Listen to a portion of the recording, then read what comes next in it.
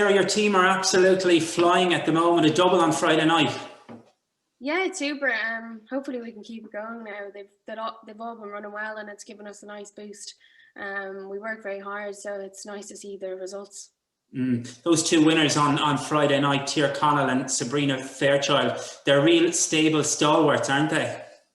Yeah, exactly. I mean, I had a double before this, and those were the two horses that won that night as well. So it just goes to show they enjoy their racing, and yeah, they're a real part of the family now, I suppose. And they're maintaining a real consistent level of form for you. They are. I suppose for a while there it was hard on Tyrconnell.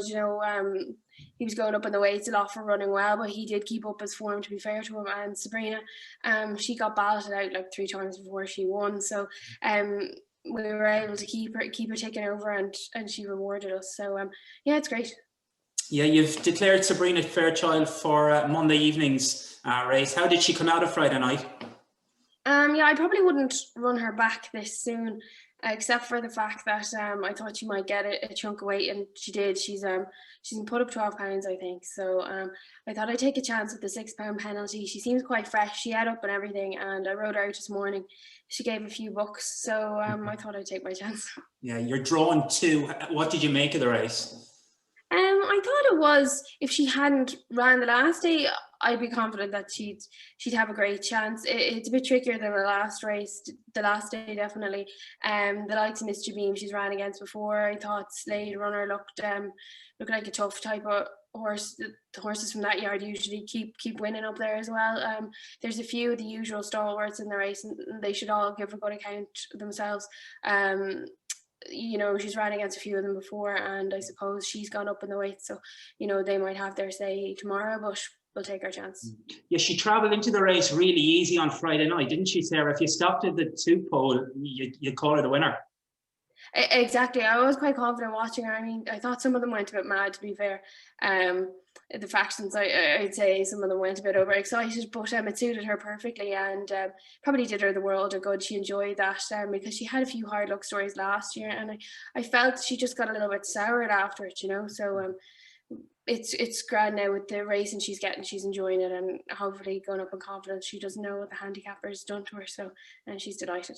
Yeah, and as we said at the start, Sarah, you're absolutely flying. Your last 4 horses have won. I think you're 7 from 13 at Dundalk since December.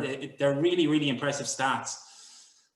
Yeah, I'm glad it's working out. There was a few of them I kept for Dundalk during the season. The likes of Irish Ambassador liked it up there, Sabrina, and that kind of thing. And then horses like Joy Ush and No Browsing just joined me towards the end of the season. So since the ground has been so bad on the flat at that kind of time of year, I thought we'd target Dundalk, and I'm just glad it's paying off.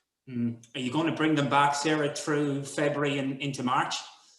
Some of them have gone on a break, the likes of Joy Ush. There's not really many races for the horse of his rating, which is a bit of a pity. But we'll see how he does in the grass, and some of the rest of them, I'll keep them ticking over as long as there's races there for them. We saw Just Brilliant winning your colours, didn't we, before the turn of the year? He's an exciting horse to go to war with. Well, he's kind of infuriating, kind of exciting at the same time. I mean, he has a lot more ability than he shows. He has some classy form in the book, and he just sort of fell out of love with the game. And no, I've been expecting him to win for a while now, and he only just does enough. So we'll see how he keeps going. It was nice to get a winner in my colours as well. I thought they were cursed for a little while there, but now it all worked out. Yeah, he ran in a crave, and if you could just rekindle his love for the game, he's a horse maybe could go back up the handicap and maybe run up a sequence.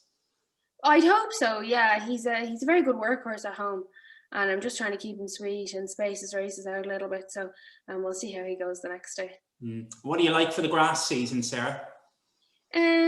Well, it depends how the horses come out of Dundalk, I suppose. I have a few more waiting for the grass. They've just come in. Sabrina's sister, Screen Siren, I hope she might be a decent 3-year-old, and I've the likes of Good Night Girl, who didn't win last season, but she ran a great race every time, basically. So I have a few and a couple of 2-year-olds in that. Wouldn't be overly jam-packed, but since the horses are in good form, I'd be hopeful that maybe we could keep it going. Your dad must be very proud. I don't know. He doesn't say those kind of things to me, but he owned a lot of those winners. So and he bred Sabrina and the like. So I'm pretty sure he's happy. And your CV is really impressive, Sarah. You've been with Gay Waterhouse, spent time with Willie Mullins. Were you with Jim Bolger as well? Yeah, that was my first job in racing.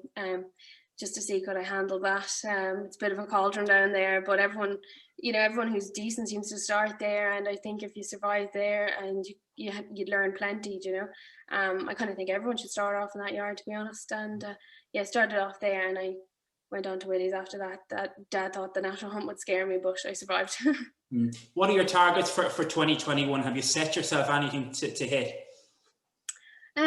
I suppose not. I mean, sometimes I'd be disappointed when I set targets because I didn't have the caliber of horse, and I suppose I can be a little bit fanciful at times, I'm kind of proud of the way at the minute they're keeping up their form and they're going from race to race. I think once you do that, you have to say you're doing a decent job.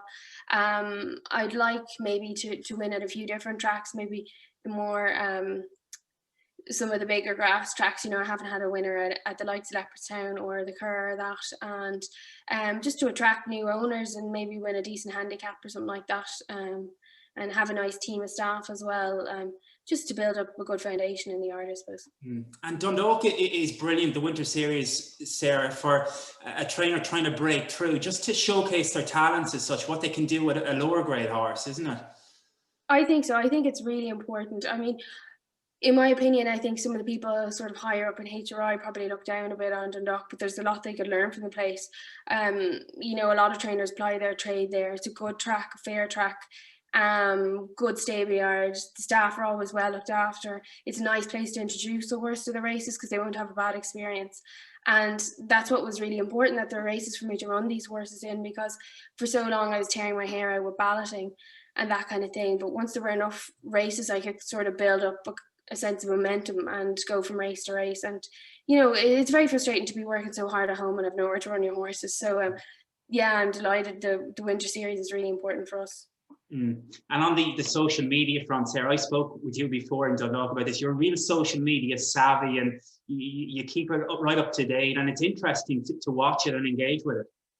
Well, yeah, I like putting up pictures of the horses in the yard and giving people a sense of what goes on, because a lot of people wouldn't be lucky enough to have a look at what goes on. And it's not even just about attracting owners. I think it's important for fans of racing and maybe creating fans. Some people might have a misconception that horses don't have the life they have, but they're treated like athletes and they're treated like your pride and joy. And I think my horses look well and I have lovely facilities, so I'd love to give people a sense of it. And also they've such characters. I think you can, if you look at my Instagram there, you see they're all different characters, and my dogs are great posers as well. Well, it's great to have a word, Sarah. I think everyone is standing up and taking notice, and hopefully you can add to your tally. Hopefully, please God, I hope I haven't jinxed myself with this now. Thanks a lot. Thank you. Thanks.